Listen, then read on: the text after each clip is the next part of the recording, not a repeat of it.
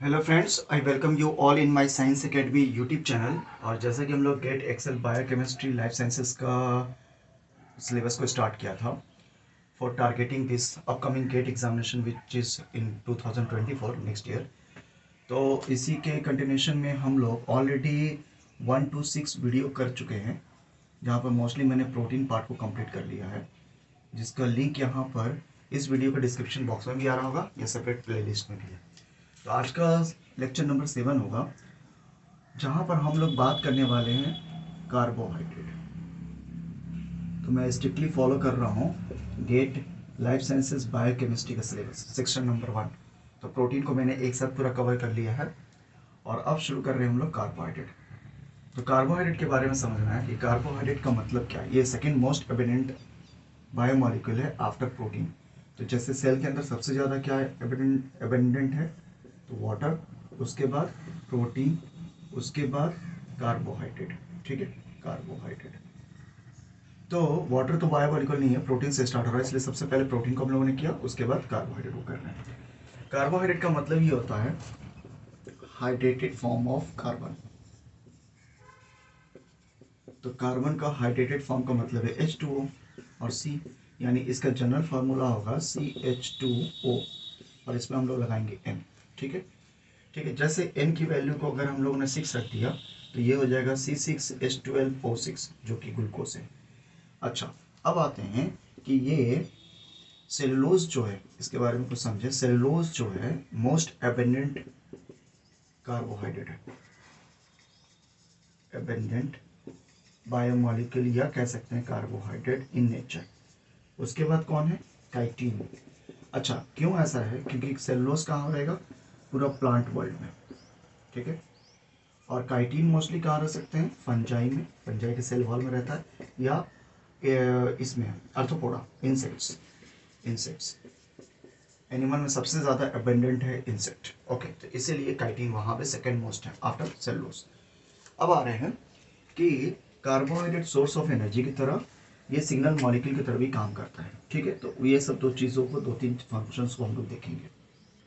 तो ये हमारे बॉडी में किस तरह काम करता है, सोर्स ऑफ एनर्जी। ठीक है, ग्लूकोज सोर्स ऑफ एनर्जी है, और वो भी खासकर क्विक सोर्स, प्रेफर्ड सोर्स। सबसे जल्दी से एनर्जी यही रिलीज करेगा। ठीक है, और अगर बहुत सारे बायोमॉलिक्यूल हैं प्रेजेंट में, तो सबसे पहले कार्बोहाइड्रेट यूटिलाइज होता है, इसलिए इसको हम लोग प्रेफर्ड सोर्स भी बोलते हैं ऑफ एनर्जी। सबसे पहले कार्बोहाइड्रेट यूटिलाइज होगा, उसके बाद फैट होगा, और सबसे लास्ट में प्रोटीन होता है। ठीक, अब आते हैं कि कार्बोहाइड्रेट का जो यूनिट है, बिल्डिंग ब्लॉक, ये तो कॉम्प्लेक्स बायोमॉलिक्यूल है, मैक्रोमॉलिक्यूल है, तो इसका यूनिट होगा। इस यूनिट को हम लोग क्या बोलते हैं, मोनोसेक्राइड। मोनोसेक्राइड, और मोनोसेक्राइड के डिफरेंट टाइप होते हैं, डिफरेंट टाइप। ठीक है, और वो होता है C3 से स्टार्ट अप टू C7, यानी ये होगा C3, C4, C5, C6 और C7, ये। ठीक है, यानी कार्बन नंबर 3 से स्टार्ट होगा, इससे कम नहीं हो सकता, क्योंकि यहाँ कार्बोहाइड्रेट का एक अल्टरनेटिव डिफिनेशन जो है, वो डिफिनेशन क्या है, यहाँ पर डिफिनेशन में हम लोग जो समझेंगे कि इट इज़ मेडअप ऑफ, क्या है, ये बना हुआ है मेडअप ऑफ, क्या करते हैं आप? ये मैं वीडियो रिकॉर्डिंग कर रहा हूँ, क्या चीज का? ऐसे इन क्लासेस का। ठीक है, तो ये डेफिनेशन क्या है कार्बोहाइड्रेट का, कि it is a made up of carbon polyhydroxy, polyhydroxy with aldehyde, या तो अल्डिहाइड हो जाए या तो कीटोन, इन दोनों में से कोई एक हो। तो कार्बोहाइड्रेट का अल्टरनेटिव डेफिनेशन क्या है, polyhydroxy, it is organic molecule which is made up of polyhydroxyl group with aldehyde और कीटोन, इन दोनों में से कोई हो। तो अगर पॉलीहाइड्रोक्सी मतलब एक से ज़्यादा हाइड्रोक्सिल ग्रुप होंगे तो वो कार्बन के साथ अटैच होगा, तो कम से कम यहाँ पर 2 हाइड्रोक्सिल ग्रुप तो होने चाहिए, जैसे ये, और उसके साथ में या तो अल्डिहाइड हो जाए या तो फिर कीटोन हो जाए, C डबल बॉन्ड O। ठीक है, तो इसीलिए इसके 2 फॉर्म होते हैं, या तो अल्डिहाइड वाला फॉर्म या तो कीटोन, और with minimum carbon number starting with C3, 3 carbon होने चाहिए। ठीक, अब आते हैं कि ये जो C3 का है, जैसे अगर मैं C3 का एग्जाम्पल लिखूं तो एक समझ में आ गया कि अल्डिहाइड फॉर्म है और एक कीटोन फॉर्म है। तो इसको थोड़ा सा हम लोग और डिटेल में समझते हैं।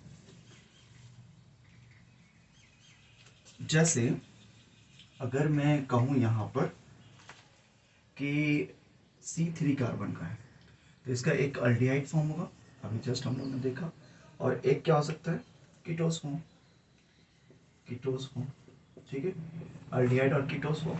तो अगर C3 का है तो इसको हम लोग क्या बोल देते हैं, ग्लिसरल अल्डिहाइड। इसका बेस्ट एग्जांपल क्या है, ग्लिसरल अल्डिहाइड। तो यहाँ क्या होगा, acetone, dihydroxy acetone, dihydroxy acetone. तो एसीटोन में कीटोन फॉर्म है, अल्डिहाइड में अल्डिहाइड फॉर्म।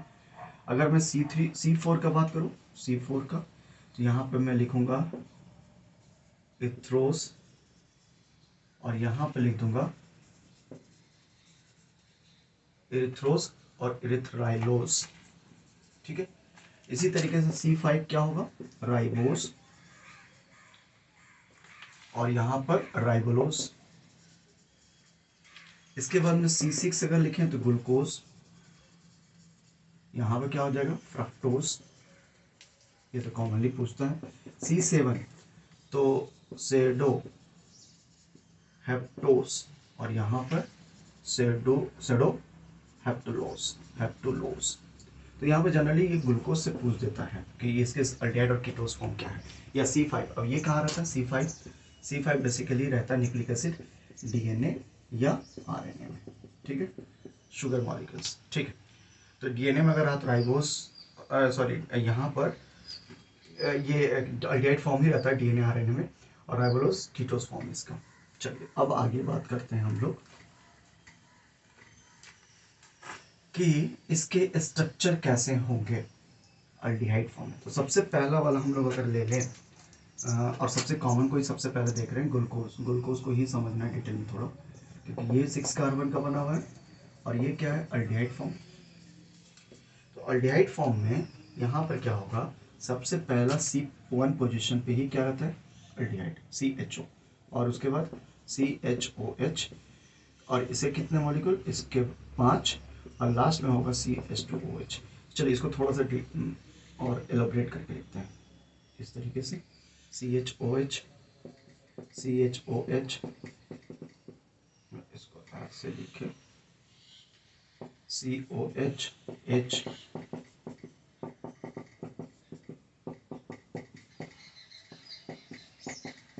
और CH2OH। ये कितने कार्बन हो गए, 1 2 3 4 5 6, ठीक है। अब देखिए ये जो है, ये फर्स्ट पोजीशन पे क्या है, अल्डिहाइड, और बाकी क्या है, हाइड्रोक्सिल ग्रुप। अब यहाँ पर कायरल सेंटर कितने हो सकते हैं, देख सकते हैं, ये कायरल सेंटर है सेकंड वाला, फर्स्ट छोड़कर, क्योंकि फर्स्ट में कैसे लिख सकते हैं, ये डबल बॉन्ड है, O के साथ अटैच होगा, H है, तो ये कायरल सेंटर नहीं होगा फर्स्ट वाला, सेकंड कायरल सेंटर है।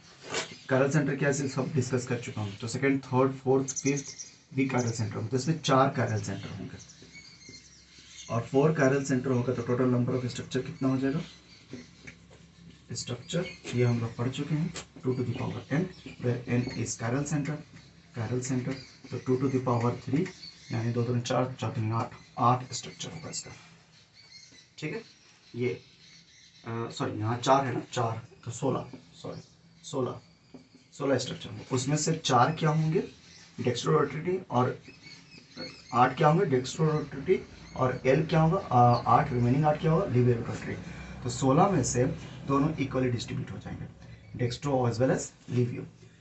अब ये वाला जो स्ट्रक्चर है, इसमें से कौन सा कार्बन डिसाइड करता है इस पर्टिकुलर में कि ये लिवियो रोटेटरी है डेक्स्ट्रो। और डेक्स्ट्रो का क्या डिफिनेशन है कि अगर OH राइट साइड में हो तो इसको हम लोग डेक्स्ट्रो बोलेंगे, और लिवियो अगर लेफ्ट साइड में, OH मतलब लिवियो तब होगा जब OH का हो लेफ्ट साइड में। तो ये कौन सा कार्बन डिसाइड करेगा, तो यहाँ पर जो इस अल्डिहाइड से सबसे डिस्टेंटली अपार्ट होगा, यानी यहाँ पर कार्बन नंबर 5 होगा, यानी या तो अल्डिहाइड या कीटोन से डिस्टेंटली लोकेटेड, सबसे दूर लोकेटेड कायरल सेंटर डिसाइड क्या करेगा, D और L फॉर्म। होप सो ये समझा, ये भी समझना है, ठीक है, अब आते हैं कि ये जो स्ट्रक्चर मैंने यहाँ पे ग्लूकोज का दिखाया, ये ग्लूकोज का स्ट्रक्चर क्या है? ग्लूकोज का ये स्ट्रक्चर है लीनियर स्केलेटन स्ट्रक्चर या लीनियर कार्बन स्ट्रक्चर। ठीक है, लीनियर स्ट्रक्चर बोलते हैं इसको। तो ये ग्लूकोज का लीनियर स्ट्रक्चर जो है वो रिंग शेप भी फॉर्म कर सकता है। ठीक है, ये आपस में अल्टीहाइड जैसे C double bond OH CHOH CHOH CHOH CHOH और CH2OH। यहाँ जो अगर इसको नंबरिंग करते हैं तो first second third fourth fifth six, ये फिफ्थ वाला OH इस सेकंड के साथ में इंटरेक्ट करके क्या फॉर्म कर सकता है? सेकंड के साथ में ये फर्स्ट के साथ में इसके साथ में बॉन्ड फॉर्म कर सकता है और वाटर रिलीज होगा और ये इंक्लोज सर्कल फॉर्म करेगा। तो क्या फॉर्म कर देगा? किस तरह का स्ट्रक्चर? देखिए इस तरह का, यहाँ पर O, इस तरह का स्ट्रक्चर। तो फर्स्ट कार्बन पे क्या हो गया?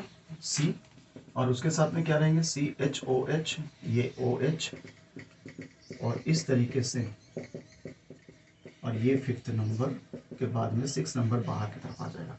तो ये first second third fourth fifth और सिक्स, क्योंकि ये सब दोनों ये सब इंक्लोज हो जाएंगे सर उस सर्कल या रिंग में और ये बाहर आ जाएगा सिक्स नंबर। ये देखिए सिक्स नंबर बाहर आ गया। तो इस तरह के इंक्लोज रिंग लाइक स्ट्रक्चर बनता है। ठीक है, जिसको हम लोग क्या बोलते हैं? पायरोनोज। पायरोनोज।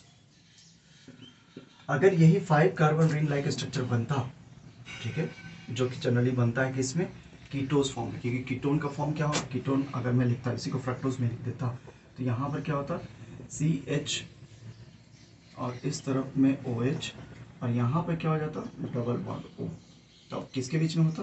तब ये रिएक्शन इसके और इसके बीच में होता। तो एक ये बाहर आ जाता फर्स्ट वाला और एक फिफ्थ वाला। तो ये स्ट्रक्चर कैसा बन जाता? देखिए कैसा बनता, बीच में O, इस तरफ CH2OH और इस तरफ में CH2OH। ये फर्स्ट कार्बन, ये सेकंड, ये थर्ड, ये फोर्थ, ये फिफ्थ और ये सिक्स। डेफिनेटली यहाँ पर HOH होगा, तो वो मैं नहीं बता दिखा रहा हूँ। तो इसको क्या बोलते हैं? इस रिंग को फ्यूरोस। ठीक है, तो पैरानोज और फ्यूरोस ये रिंग लाइक स्ट्रक्चर बनेगा। चलिए अब हम लोग आते हैं आगे और बात करते हैं नेक्स्ट वन। क्या? ये मोनोसेक्राइड का प्रॉपर्टीज, और वो एक दो प्रॉपर्टीज जानना है जिसमें सबसे इंपॉर्टेंट क्या है? Reducing property.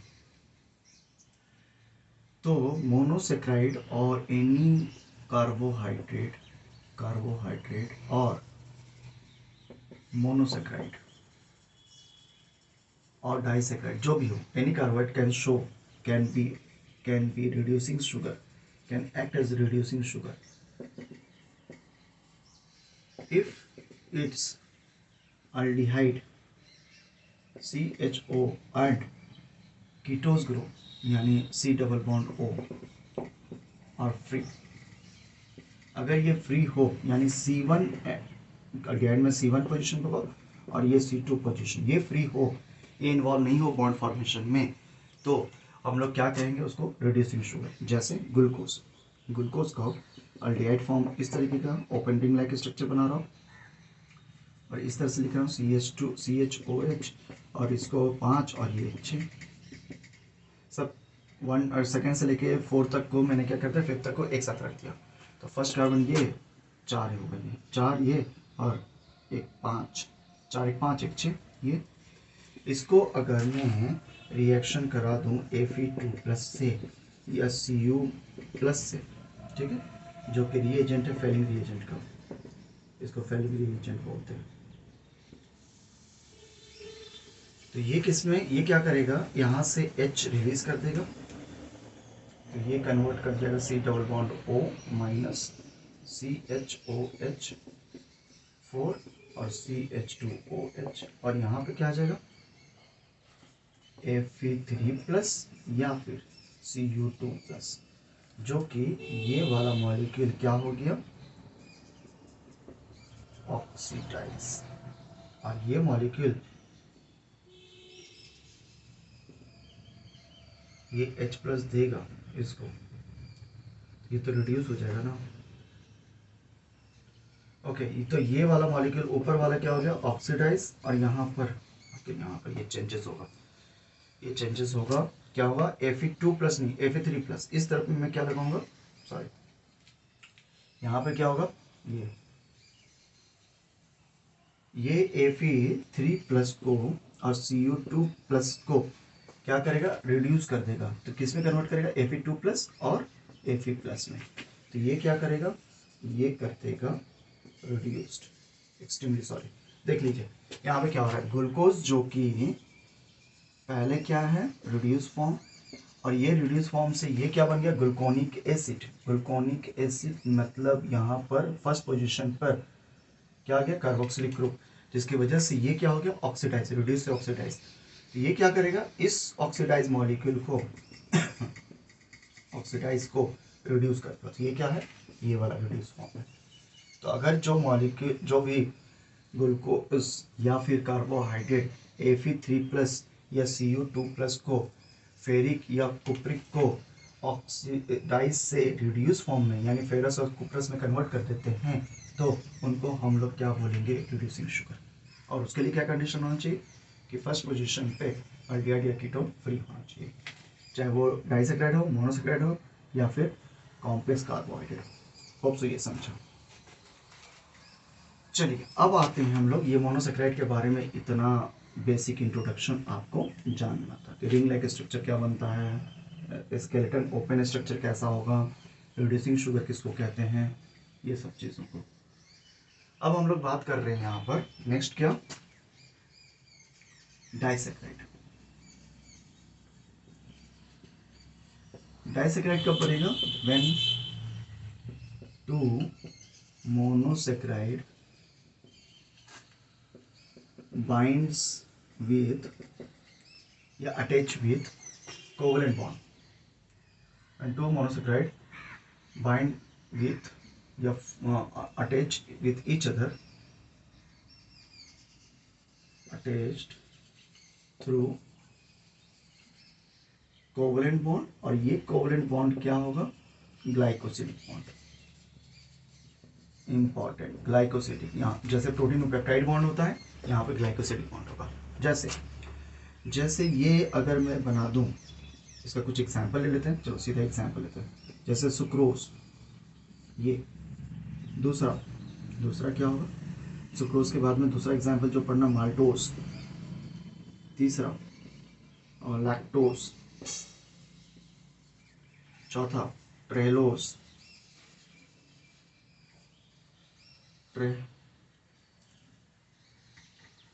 ट्रेलोज, ठीक है, ये चारों एग्जांपल, इसमें से फर्स्ट सेकंड थर्ड ही इंपॉर्टेंट है, उसी से क्वेश्चन देगा। देखिए सुक्रोज किसका है, it is combination or it is a disaccharide between two monosaccharide, it is a disaccharide after combination with two different monosaccharide, और वो कौन कौन सा है, पहला है ग्लूकोज और दूसरा कौन सा है, फ्रक्टोज, विथ फ्रक्टोज,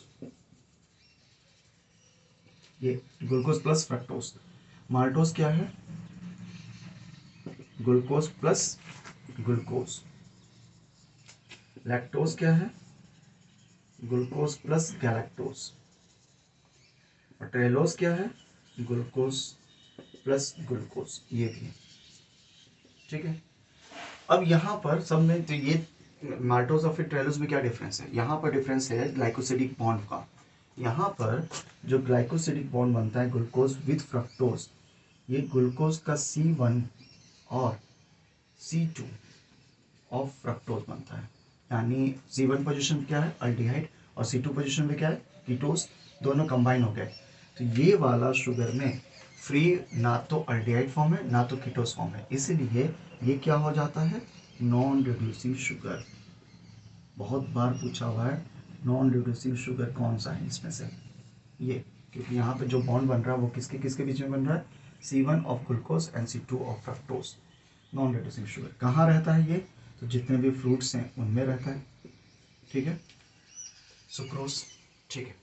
उसके बाद किस में रहता है, टेबल शुगर, जो हम लोग खाते हैं शुगर, वो क्या है, सुक्रोज। चलिए अब आते हैं माल्टोज। माल्टोज के बीच में जो बॉन्ड बनता है वो बॉन्ड कैसा है, C1 of one and C4 of another one. एक का तो अल्डिहाइड ऑक्यूपाइड है बॉन्ड बनाने में, लेकिन दूसरे का C1 फ्री है। C1 पोजीशन पे क्या होगा, अल्डिहाइड, तो यानी ये रिड्यूसिंग शुगर होगा, तो ये रिड्यूसिंग शुगर है। ठीक है, माल्टोज कहाँ रहता है, ग्रेन में, ठीक है, व्हीट वगैरह में। लैक्टोज, लैक्टोज का देखिए, लैक्टोज ग्लूकोज और गैलेक्टोज है, तो इसमें भी C1 एंड C4, तो अगेन यहाँ C1 फ्री है, C1 या C2 फ्री रहना चाहिए, बस ये देखना है आपको दोनों में से। तो यहाँ C1 तो ऑक्यूपाइड है, लेकिन गैलेक्टोज का C4 ऑक्यूपाइड है, C1 तो फ्री है, तो यानी ये भी क्या हो जाएगा, रिड्यूसिंग शुगर। और रिड्यूसिंग, और ये कहाँ प्रेजेंट होता है, मिल्क में। चलिए लास्ट आ जाते हैं ट्रेलोज। इसमें देखिए क्या है, C1 एंड C1, इन दोनों के बीच में बॉन्ड बनता है। तो आप समझ में आ गया माल्टोज और ट्रेलोज में क्या डिफरेंस है। ये इंसेक्ट के क्या बॉडी फ्लूइड में रहता है, तो ये दोनों ऑक्यूपाइड है, दोनों जगह ऑल्डिहाइड है, C1 C1, तो ये तो नॉन रिड्यूसिंग शुगर से किस में कन्वर्ट कर जाएगा, सॉरी नॉन रिड्यूसिंग, ये क्या होगा, नॉन रिड्यूसिंग शुगर। तो दो नॉन रिड्यूसिंग के एग्जाम्पल, सुक्रोज और ट्रेलोज। ये क्या रहता है, बॉडी फ्लूइड, किस में, body fluid of insect. Hope so ये समझा, ठीक है। तो डाइसैकेराइड में बस फर्स्ट सेकंड थर्ड को आपको याद रखना है, और इसमें से ये बार बार पूछ देता है कि कौन सा रिड्यूसिंग और नॉन रिड्यूसिंग शुगर है। अब आते हैं किसी एक का एग्जाम्पल देख लें कि किस तरह से बॉन्ड बन रहा है, ठीक है, तो थोड़ा सा वो समझ में आ जाएगा। जैसे मैं यहाँ ले लेता हूँ सुक्रोज का ही जो मोस्ट कॉमन एग्जाम्पल है, ठीक है, या इन जनरल ही बताता है, चलिए कोई जरूरी नहीं है इसमें किसी के एक का लूँ। यहाँ पर ये मैंने जनरल स्ट्रक्चर बना दिया, OH H OH H OH H H H CH2OH, ठीक है, ठीक है। उसके बाद में ये दूसरे के साथ में क्या फॉर्म कर रहा है, यहाँ पर भी इस तरीके से HOH HOH HOH OH H H CH2OH, ठीक है। अब यहाँ पे कार्बन का नंबरिंग कर देते हैं, ये फर्स्ट है, ये सेकंड है, ये थर्ड है, ये फोर्थ है, ये फिफ्थ है, ये सिक्स है, ये फर्स्ट है, सेकंड है, थर्ड है, फोर्थ है, फिफ्थ है, सिक्स्थ है। यहाँ पर क्या होगा, इन दोनों के बीच में बॉन्ड बनेगा, तो H इधर का और OH इधर का, तो ये दोनों कंबाइन करके क्या, ये वाटर रिलीज कर देंगे -H2, और ये आपस में इंटरेक्ट हो जाएंगे। तो मैं पूरा स्ट्रक्चर नहीं बना रहा हूँ, ठीक है। और उसके बाद यहाँ से बाकी का स्ट्रक्चर शुरू हो जाएगा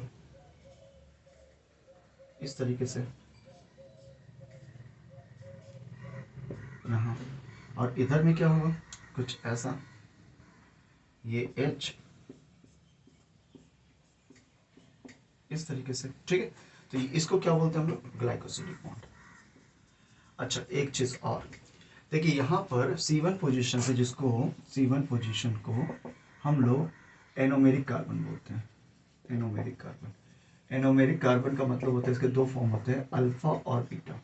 यहाँ पर OH नीचे की तरफ है, नीचे की तरफ से इसको अल्फा बोलेंगे, डाउन, और अगर ये OH ऊपर की तरफ रहता, जैसे ऐसे रहता, तो इसको क्या बोल देते हैं हम लोग, बीटा फॉर्म, तो ये बीटा फॉर्म हो जाता है, तो OH क्या होगा, अपवर्ड डायरेक्शन। होप सो ये समझा।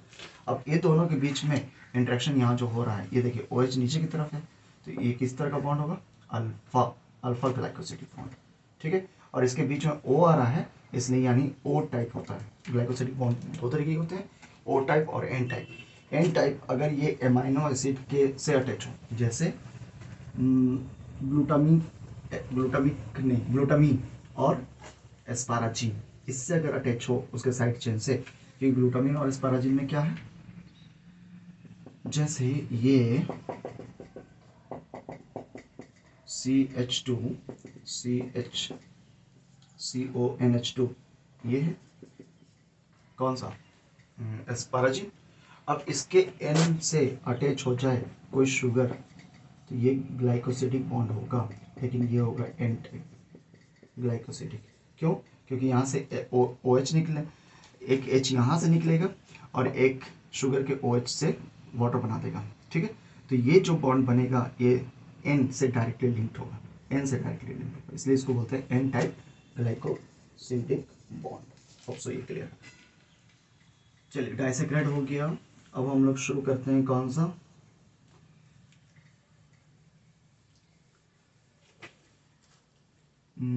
कार्बोहाइड्रेट। कार्बोहाइड्रेट और कार्बोहाइड्रेट में क्या पढ़ेंगे हम लोग, सबसे पहले ग्लाइकेन्स। कार्बोहाइड्रेट का दूसरा नाम क्या है, ग्लाइकेन्स। जब बहुत सारे मोनोसेक्राइड आपस में एसोसिएट हो जाते हैं वो कॉम्प्लेक्स स्ट्रक्चर फॉर्म करते हैं कार्बोहाइड्रेट। तो कार्बोहाइड्रेट दो तरीके का होता है, एक होता है होमोपॉलीसेक्राइड, यानी ये बना हुआ है same type of same monosaccharide. इसका बेस्ट एग्जाम्पल है, एक तो यहाँ पर starch, glycogen, cellulose and chitin. जिसमें से ऊपर वाला दोनों जो है ये ब्रांच होते हैं। ब्रांच का मतलब ये इस तरीके का स्ट्रक्चर भी फॉर्म करेगा और उसके बाद ब्रांचिंग भी होगा, ब्रांचिंग भी हो जाएगा। तो यहाँ पर ब्रांचिंग पॉसिबल है। तो जहाँ पर ब्रांचिंग हो रहा है वहाँ पर अल्फा 1,6 बॉन्ड फॉर्म करता है, ये बहुत बार पूछा हुआ है ब्रांचिंग पोजीशन पे। और जहाँ पर स्ट्रेट है वहाँ पर अल्फा 1,4 बॉन्ड बनेगा स्ट्रेट वाले में, ठीक है। और स्ट्रेट वाले को हम लोग बोलते हैं एमाइलोस, एमाइलोस। और पूरे अगर सबको मिला दें तो इसको बोलेंगे एमाइलोपेक्टिन, एमाइलोपेक्टिन, ठीक है। स्टार्च कहाँ प्रेजेंट होता है, प्लांट में, फूड स्टोरेज। और ग्लाइकोजन कहाँ होता है, एनिमल में, ठीक है। और ये मोर ब्रांच होता है, मोर ब्रांच कंपेयर टू स्टार्च। तो दोनों में कोई डिफरेंस नहीं है, स्टार्च और ग्लाइकोजन में दोनों ब्रांच होते हैं, दोनों में अल्फा टाइप बॉन्ड होता है, ब्रांचिंग पोजीशन 1,6 होता है, स्ट्रेट में 1,4 होता है। लेकिन प्लांट में एक होता है डिफरेंस और दूसरा एनिमल में। और मोर ब्रांच कौन होता है, ग्लाइकोजन, ठीक है। अब आते हैं यहाँ पर दूसरा कौन सा, सेलुलोज। और सेलुलोज का दूसरा जो है वो काइटिन और सेलुलोज। हाँ, सेलुलोज को देख लेते हैं। अच्छा, आगे बढ़ने से पहले एक चीज़ और, कि हम लोग स्टार्च को आइडेंटिफाई कर सकते हैं। Starch can be identified using iodine, जिसकी वजह से वो ब्राउन कलर या येलो कलर का फॉर्मेशन करेगा, ठीक है। तो अगर आयोडीन डालने के बाद में वहाँ पे कलर फॉर्मेशन हो रहा है ब्राउन या येलो कलर, तो वहाँ पे प्रेजेंस किसका होगा, स्टार्च का, ठीक है।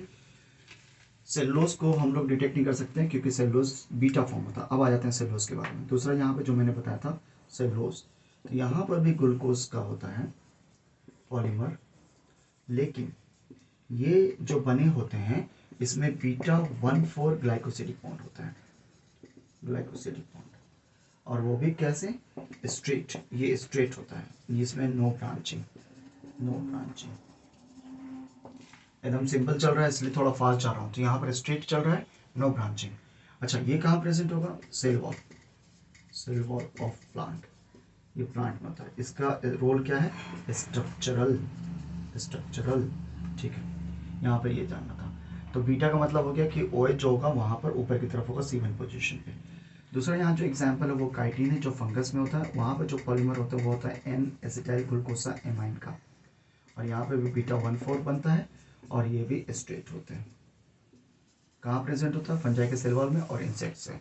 तो N acetyl glucosamine, NAC, N acetyl glucosamine, derivative of glucose है, ठीक है। तो ये हो गया होमोपॉलीमर, जहाँ पर एक ही तरह का रिपीटेटिव सीक्वेंस होगा। अब अगर आ जाएं किस पर, हेट्रो पर, दूसरा इसका कौन सा होगा, हेट्रो,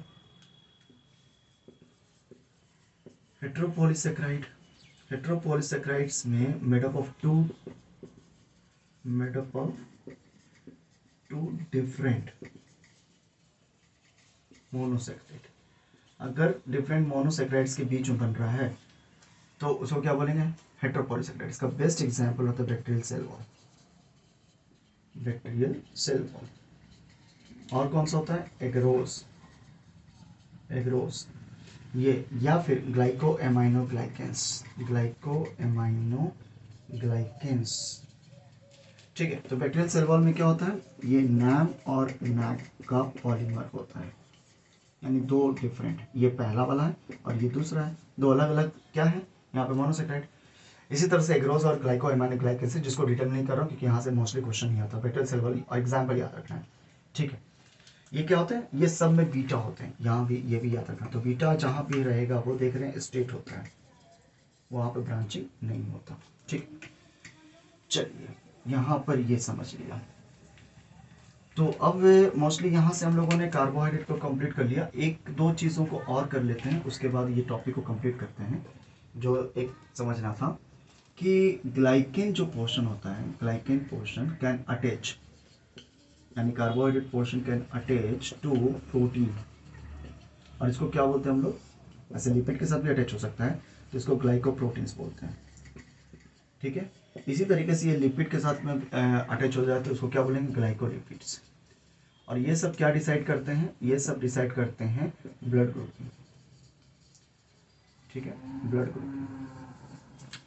अब यहाँ पर एक दो चीज़ों को समझना है कि यहाँ पर जो ग्लाइकेन के साथ एसोसिएशन है वो एन टाइप ग्लाइकोसिडिक बॉन्ड बनेगा, ये पहले भी बता चुका हूँ, ग्लाइकोसिडिक बॉन्ड। तो जिसमें जनरली कौन से आते हैं, एस्पाराजीन और GLN ग्लूटामीन, ये याद रखना क्योंकि यहाँ से बहुत बार क्वेश्चन आया हुआ है, कौन सा अमीनो एसिड के साथ में एसोसिएशन होता है, तो एस्पाराजीन और ग्लूटामीन, क्योंकि इसके पास में साइड में चेन क्या है, एमाइड CONH2, तो इसी से अटैच हो जाता है कार्बोहाइड्रेट।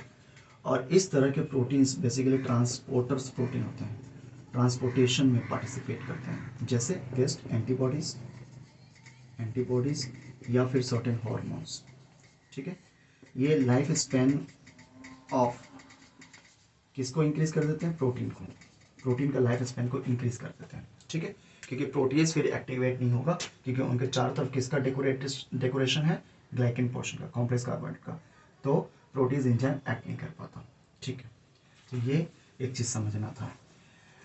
अच्छा, कुछ ऐसे प्रोटीन्स होते हैं जो स्पेसिफिकली डिटेक्ट करते हैं, protein can bind specifically to carbohydrate, और इसको हम लोग यूज करते हैं, used for purification, purification of protein तो समझा था, लेकिन अगर प्यूरिफिकेशन ऑफ कार्बोहाइड्रेट करेंगे तो इसके लिए हम लोग क्या यूज करते हैं, ये स्पेसिफिक टाइप ऑफ प्रोटीन, क्योंकि ये बाइंड करता है स्पेसिफिक कार्बोहाइड्रेट के साथ, इसको बोलते हैं लैक्टिन्स या सेलेक्टिन्स। ठीक है, तो ये बहुत बार पूछा कि लैक्टिन्स किसके लिए यूज करते हैं, और ये है क्या, ये प्रोटीन है और कार्बोहाइड्रेट को साथ बाइंड करता है। ठीक है, एक लास्ट करके खत्म कर रहे हैं, जहां पर हम लोग एपीमर के बारे में बात करेंगे। एपीमर, एपीमर क्या है, एपीमर एक्चुअली मोनोसेक्राइड का ही एक पार्ट है, एपीमर। तो एपीमर्स क्या होते हैं, जहां पर C1 पोजीशन को छोड़ दें तो C2 से लेकर C5 तक इनमें OH का डायरेक्शन अलग अलग है, डायरेक्शन चेंज, यानी कभी लेफ्ट हो जाए कभी राइट हो जाए, यानी डेक्स्ट्रो और लिवियो की ही बात कर रहा हूँ मैं, तो उसको हम लोग एपीमर बोलते हैं। जैसे glucose and mannose are epimer of each other, in which mannose is change in OH position at C2 carbon, C2 position पे एक का, C2 पोजीशन पे एक का COH राइट साइड है, तो एक का क्या है, OH लेफ्ट साइड। ठीक है, और इसी तरीके से दूसरा आता है ग्लूकोज और गैलेक्टोज, यहीं से दो क्वेश्चन पूछता है बार बार, ये दोनों एपीमर हैं, किस पोजीशन पे, ये C4 पोजीशन पे। अगर C4 पोजीशन पे OH इसका राइट साइड है तो इसका C4 पोजीशन पे OH लेफ्ट साइड होगा। ठीक है, बस इतना काफ़ी है बायोकेमिस्ट्री का। तो बस आज के सेशन में हम लोग यहीं तक रखते हैं, नेक्स्ट सेशन में हम लोग नेक्स्ट टॉपिक करेंगे। थैंक्स लॉट फॉर वॉचिंग, मिलते हैं नेक्स्ट वीडियो में, बाय बाय, टेक केयर।